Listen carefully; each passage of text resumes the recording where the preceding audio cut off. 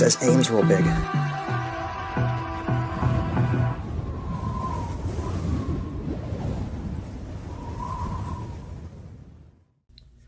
Alright everyone, buckle up. Got a big one for you tonight. This one's going to be a little bit of a longer video if you haven't already been able to tell. I had mentioned in the previous video from Highland Crossing that the next one was going to be interesting. It was a rather weird night. Not quite sure what was going on with Norfolk Southern that evening, but the dispatcher or the Conway yard had things screwed up. And, well, let me get right into it. You know, it's not often that you catch two trains going in the same direction on both main lines going through Highland Crossing or on the Fort Wayne there. Typically, the traditional way is you get eastbound trains on Main 1 and westbound trains on Main 2. However, to start off this video, we had two eastbound trains on their way, and we really thought that we were going to catch a race going on there, but that wasn't the case. It starts off with an eastbound monster manifest coming in on Main 1, and I mean, I didn't count the cars, but it took over 7 minutes to get through. So, and I know it wasn't going the fastest, but that's a monster one. Definitely one for the car counters out there.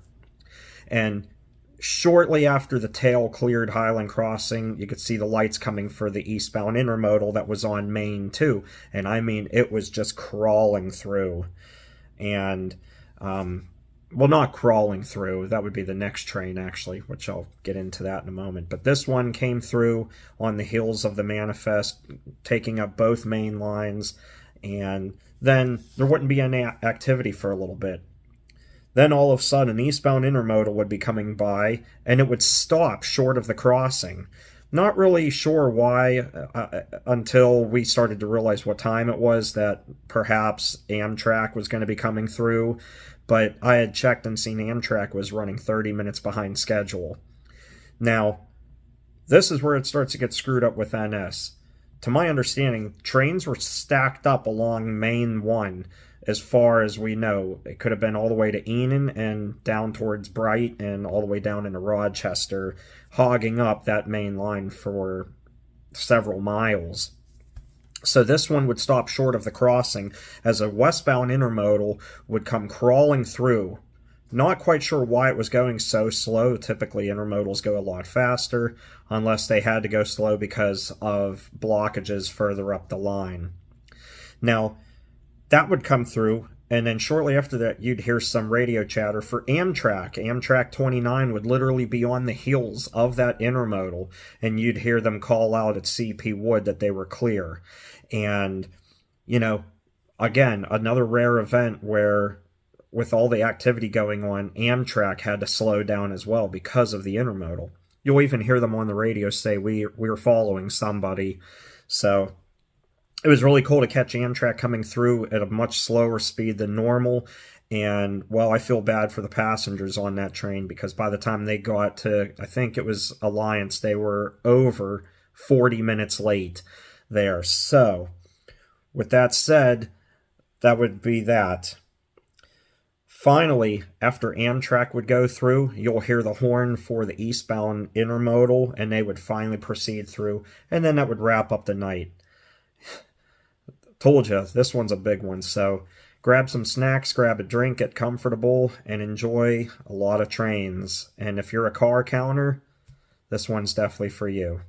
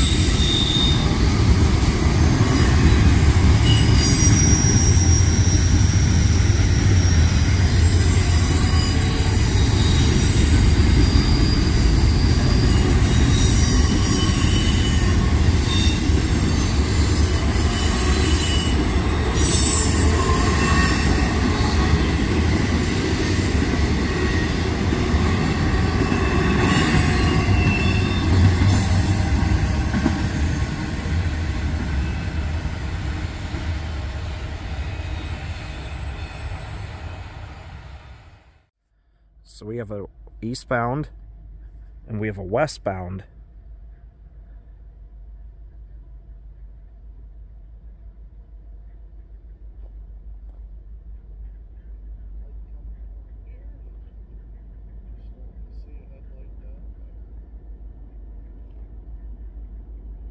This one's dim too. They're both dim. He went dim. So did this one.